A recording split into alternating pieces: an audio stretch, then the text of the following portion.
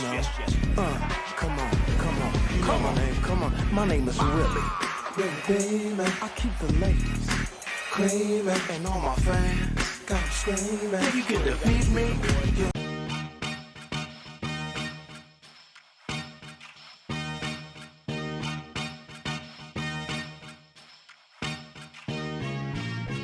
Welcome to the MarcWes Sports Podcast.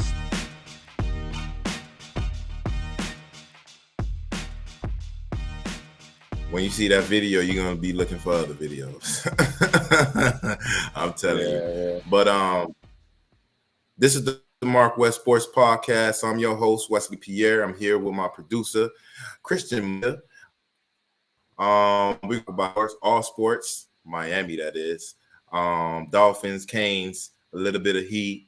And yeah, let's jump right in it. Right now, like, I be looking at myself like I'm a genie, you feel me? Or somebody that can see the future.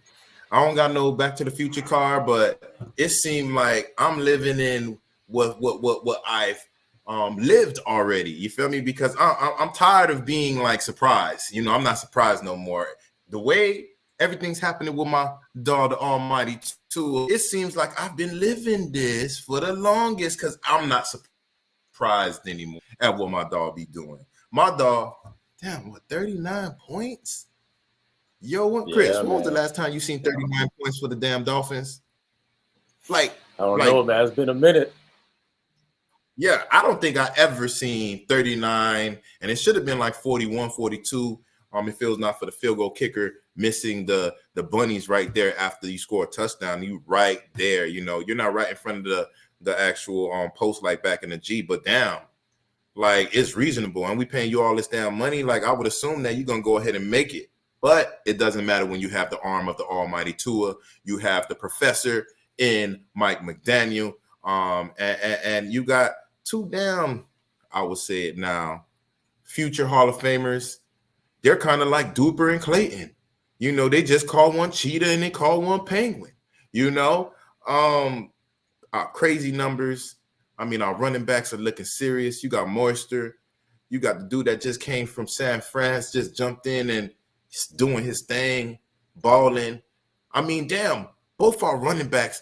Like, I think we had over 189 yards rushing, Chris. I don't remember that since Ricky Williams, let alone our quarterback still doing his thing with the touchdowns. 3? Like, damn. Your ass is tied for number 3.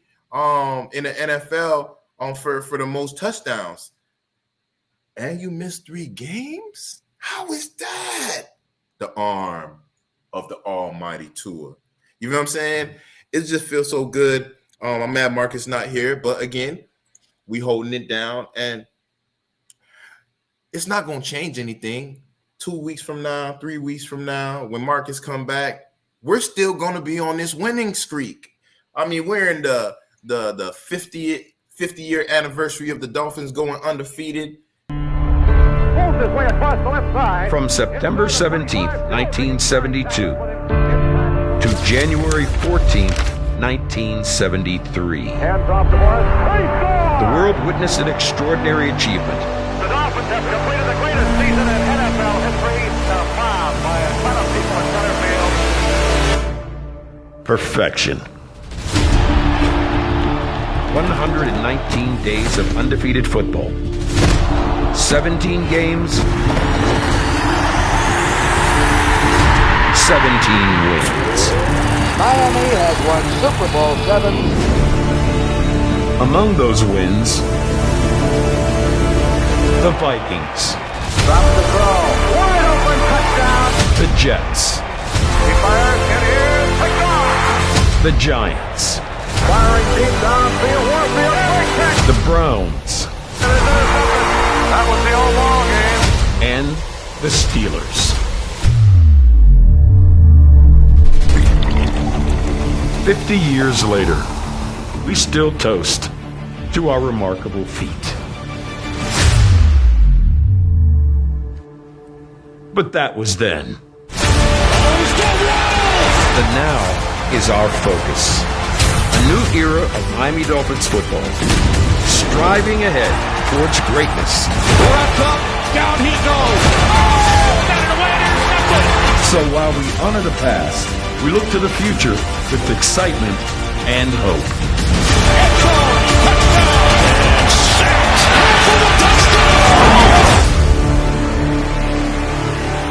And I don't know if they did that on purpose. We supposedly were supposed to be undefeated right now. You know, because Tua's 7-0 when starting and finishing the damn game. So I'm just imagining those three games, the Minnesota game where we almost won that game. I'm looking at the Jets games, the garbage ass Jets. We would have beat the Jets. You know what I'm saying? So I'm looking at those three losses, and I'm like, well, if Tua could still go undefeated, because he already talking about, we could talk about Super Bowls over here, and we ain't scared of none of that talk. You know what I'm saying? And that's just him being a product of what's behind me right now, the 305. We know how to run our mouth, you feel me? But we back up our mouth with them facts. All y'all other motherfuckers that be out here, yeah, I'm talking to y'all. The haters, the people that seem to not want to talk about the damn Dolphins, even though we're winning. Yeah, all you guys. And the crazy thing is they don't even have us as like a Super Bowl contender right now. They saying that we're not Super Bowl contenders. I'm like, how is that? They're like, we're in the third tier of people that could go ahead and do something in the playoffs to potentially win a Super Bowl. And I'm like, damn, y'all ain't seeing Tua? Y'all ain't seeing the podcast? Y'all ain't seeing the MarcWes Sports Podcast? Probably that's what it is. Y'all probably watching ESPN. Y'all watching Skip and Shannon run their mouth. Y'all hearing everybody talk about Kyrie and Kanye right now, but y'all not listening to what's going on over here in Dade County. Dade County, we over here number one, three touchdowns in 4 games now. Not 3, 4 games now, 285 yards.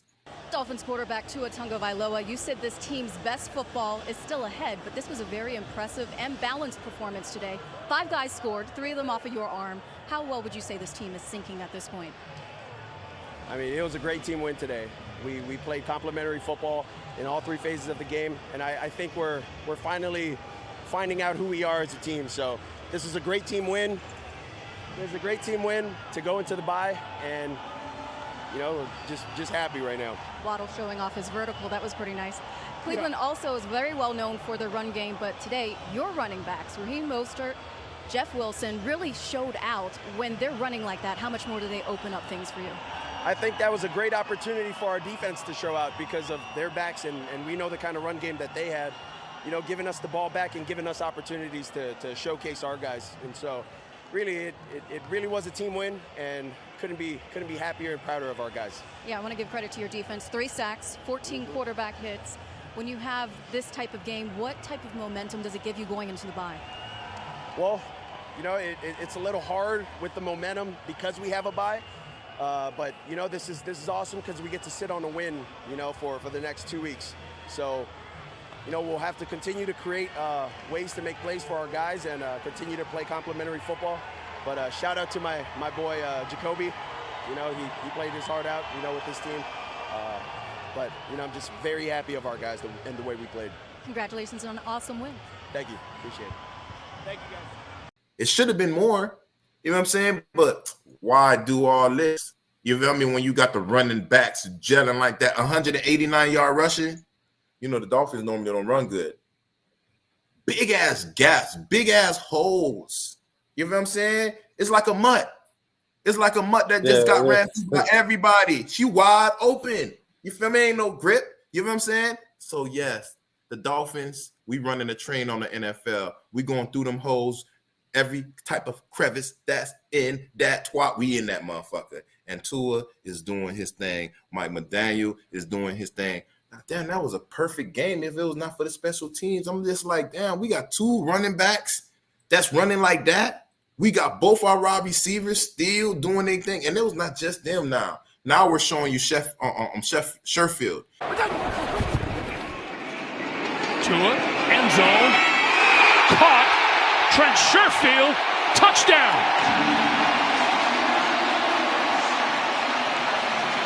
Another just perfectly thrown pass. Now we're showing you our fullback is actually scoring as well. This season, Tua pulls it down, now flips it to outside, and that is Ingold, the fullback, diving for the end zone. Touchdown. I mean, before it was just, okay, well, y'all just got Cheetah and Waddle. Then you see the emergence of Gronkowski, like Marcus say. The emergence of Gronkowski scoring every damn game. Then now you're seeing, what's his name? You're seeing the fullback, Ingold, doing his thing. Sherfield's supposed to have another touchdown, but they called it back. Yo.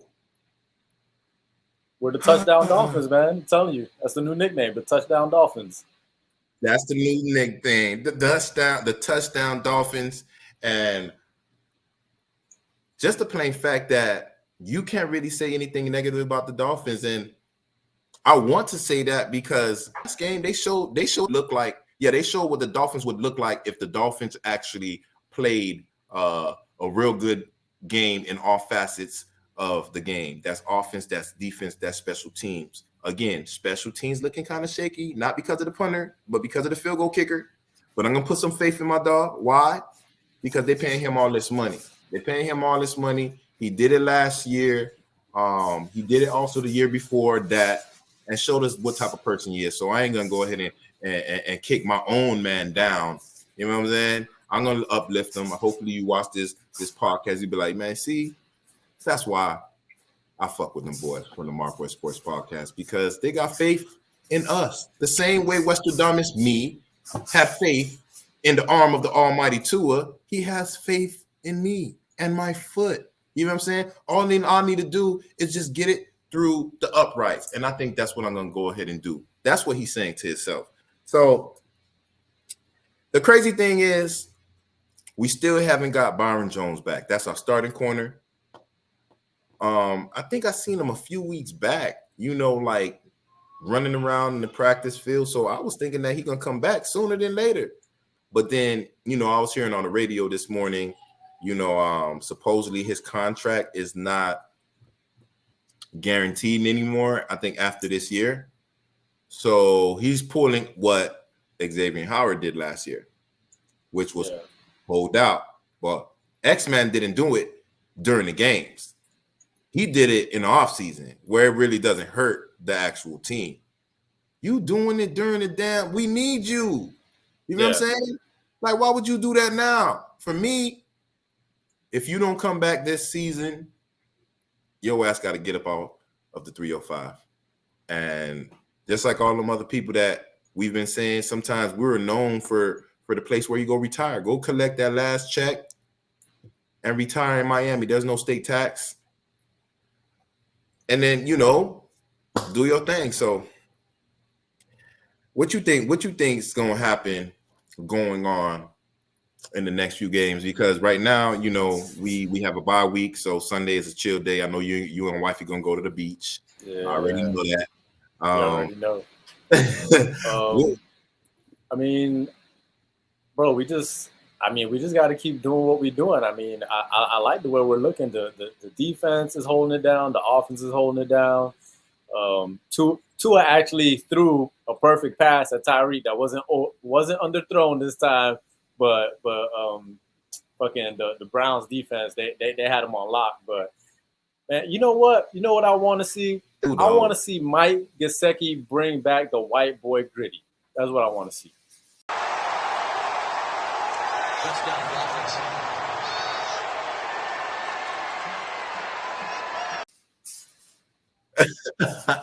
He ain't gonna do that shit. I want to see that ugly uncoordinated. I want to see the ugly. Fuck it. I want to see the ugly uncoordinated gritty, man. Bring that shit back, man, and just make it your own. You know what I mean? Fuck it. Yeah, I want to see it too because it's so funny. It could give us something to laugh about. Because right now the tension in Miami been crazy for the longest. It feels good to laugh about people not being able to do the gritty, but we still winning.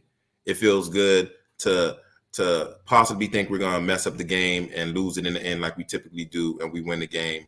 You can laugh about these things. So for me, all aspects of the Miami Dolphins looking going forward is what I've been saying the longest. Before any game. I seen Alabama game. I know that if Tua can't get along with Nick Saban, it ain't Tua.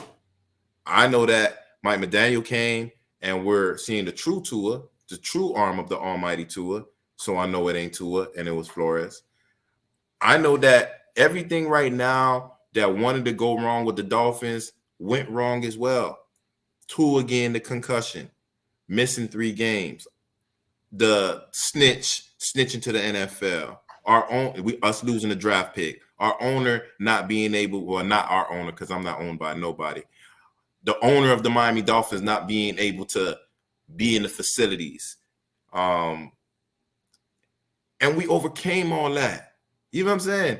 So for me going forward, I'm looking at these few games. I think we played the Texans, the same team that helped us get Tyreek, that helped us get Javon Holland, that helped us get Waddle, that helped us get all these blockbuster names in Miami. We got that from the Texans. Now, at the time, they thought that they were doing the best thing. They didn't have no left tackle. We had one. And the crazy thing was, it possibly was a good move. I thought it was a bad move then because, I mean, the Dolphins haven't had a left tackle since Jake Long. Now we finally got one in Armstead. You know what I'm saying? We've been playing dominoes with the O-line after we got rid of, what's his name? The guy that get into fights with everybody and, the deflate gate. Yeah. The deflate, not the deflate gate, but the bully gate. Richie Incognito. Yeah. So we weren't able to get a right guard or a left guard for years, playing dominoes, not knowing what's going on, looking dumb as hell, hiring all these different coaches and getting all these different regimes, and all of them are incompetent, all of them dumb as hell, all of them are stupid, whatever you want to call it. It seemed like we were just in a Groundhog year. You know what I'm saying? The same shit happened time after time. And just for right now, it feels like we're uplifted. It's like God just came down and be like, yes, wake up, our sons. Wake up, my daughters. It's time to cheer for the Miami Dolphins now. Yeah. So looking at the future games, I think it's just going to be a cakewalk. It's going to be a cakewalk. Tua's going to go ahead and continue to do what he's doing. We got, like I said, we have a bye week, so I give the players some time to chill, rest up. Go out with your wife, go out with your kids, spend some time with your peoples. Especially knowing that it's holiday time and you're probably going to be on the road for a lot of games. Spend that quality time with your family now. Thanksgiving is not on a Sunday, it's a Thursday this year. So even better, more quality time with your peoples. I think Christmas is on Sunday, so the Dolphins are going to be playing. You're not going to wake up and have the kids see the kids with their presents and this, that, and the other. You probably do it the day before, find a way to maneuver how you're going to do that. But right now, just enjoy your time, get better, even though y'all good. You know what I'm saying? Get better, get rested, and look forward to beating them garbage-ass Texans. Let me ask you a question. You think it makes a difference if Stephen Ross, the owner of the Dolphins, is in the stadium or not? You think that makes a big difference? I don't think it makes a big difference with this team because he's typically always in New York, from my understanding. Yeah, you got the team, you're the owner of the team, but typically you leave it to your general manager and everybody else under you to handle everything. So I think that's the reason why he had our general managers and everybody had an issue with Brian Flores, because Brian Flores felt like, okay, the boss ain't here, so I'm the boss, when technically I hired you. Yeah, he's the owner, but I'm the one that controls everything. I'm the one player on personnel. I'm the general manager. I'm the, all those, Garfinkel and all those individuals that's in the personnel higher ups of the Miami Dolphins. I felt like that's the reason why we had that issue, because the owner was always not there. Now, answering your question, do you think it plays a factor? I think it plays a factor a little bit, not too much where you're here and now we're winning games. Nah, the players want to win games if you're here or if you're not here, if you own the team or if somebody else on the team. I just think that it's a good thing, because for him, that shows him that his investment that he was building with the Miami Dolphins and was a good thing. While everybody was saying, don't get the F1 racing. Bro, I couldn't even get my phone out. Yeah, fast is an understatement. What is like your ideal time? What are you guys aiming for each time? Normally like low 2s. Definitely a little nervous. I don't want to upset my other teammates. I think I'm going to slow them down a little bit, but we'll see. Maybe I'm good. A little nervous, but that's all part of it. You know, it's like game day. You feel the pressure, but you got to perform. You got to do your thing when it's time to shine. All we have to do is lift the wheel up. So if I fail that, then I'm incompetent. Right. Once you hear that, I'm just like my get off. Yeah. For real.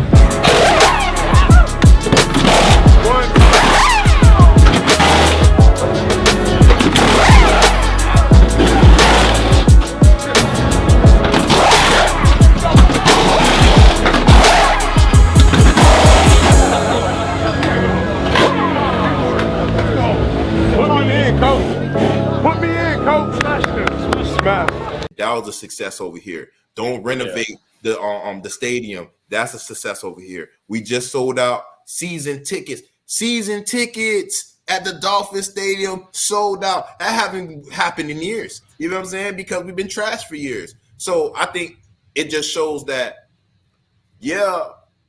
I know I'm winning, but to see, it's like watching your kid when, or even when we're editing videos or something like that. When it's something that you did and is a success, it makes you feel good. It makes you want to invest more in that actual product. So for me, he'd probably be like, all right, I'll go into the luxury tax. I know it's not the NBA, so I don't know what they call it as far as when you exceed like Golden State, how much you pay your players. But okay, let's go ahead and get a player like Deion Sanders. Now, no, Deion is retired, but I'm using him as an example. It's going to cost $20 million over the cap for this year to just get this one guy that'll take us over the hump.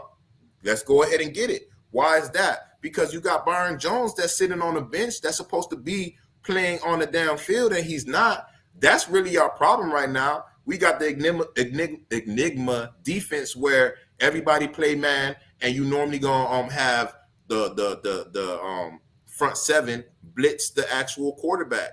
But if our corner is garbage, what's going to happen? We're going to get burnt all the time. What we've been saying, what you've been saying, like the defense been looking suspect. The first, it's like they suspect the whole game or half the game. Not last game. It was a well-played defensive game. But I'm saying it need to be more consistent, especially if we're talking about going to the playoffs. We're not going to be playing these garbage-ass teams. We're going to be playing the best of the best. So for me, I do think it'll help a little bit, him being there. Why? Because let me go ahead and possibly go over the luxury tax to get somebody else to fill that cornerback position that we're lacking in right now. Even though Kahu and everybody else is doing their thing, Kahu is a rookie. He came out the streets. He was undrafted. We wind up getting him, and he's showing out here. There's a lot of plays that I looked at, and it looked like it could have been pass interference. It could have been this, that, and the other. They probably let him get away with it. I don't mind. That's another thing that's happening with the Dolphins. Certain things like that pass interference in the end, it could have been pass interference. It wasn't pass interference. Why? Kahu was holding him, and then Javon Holland actually, helped them tackle. But Javon Holland was there on time, but Kahu was there probably a second earlier, grabbing him down, this, that, and the other, and they didn't call it. They normally call that on the Dolphins. We normally lose those games. So for me, if Stephen Ross can go ahead and get another corner, that's, elite, go over the luxury tax just for 1 year, then do that. But you're only going to do that if you're there. You normally see Stephen Ross up there in the bleachers with his not telescope. Monocle? Monocle? His monocle. Monocle? Yeah. The peanut butter guy? Like the little peanut guy? No. No, not the monocle, the binoculars. He have binoculars as well. Oh, yeah, that's right. And he have the monocle too, though, sometimes. You feel me? But the binoculars. And when you see, like I said, when you see what you created be a success, you're gonna want to invest in it more. And sometimes that's what it takes. You see the Rams, they did that and they won a Super Bowl. Now they looking crazy right now, but our general manager, we're able to still have money in our cap for next year. So when we got to wind up paying, Tua and everybody else, we still got the bread to go ahead and do it. So yeah, I think it will be a benefit if he was there. Yeah, man. You know what I wanted to ask you about? Transitioning off the Dolphins but staying on the NFL. What do you think about this Jeff Saturday situation where they're kind of being? I know Bill Cowher. He's Jeff Saturday's the interim head coach for the Indianapolis Colts, right?